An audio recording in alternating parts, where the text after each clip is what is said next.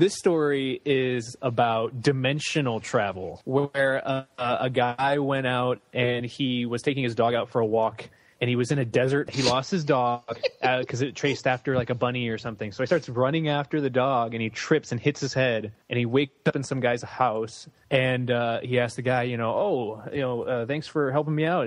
Where'd you find me, and where am I? And he's just like, oh, you're about 20 feet from where I found you. And that's when the guy's like, 20 feet? I was in a desert. And the guy's like, oh, I forgot. Yeah, I'm a dimensional traveler. I go to different dimensions and I sell dimensional travel machines. And so they started talking about the differences between their dimensions. And one of the differences was the fact that the Beatles never broke up in this other dimension.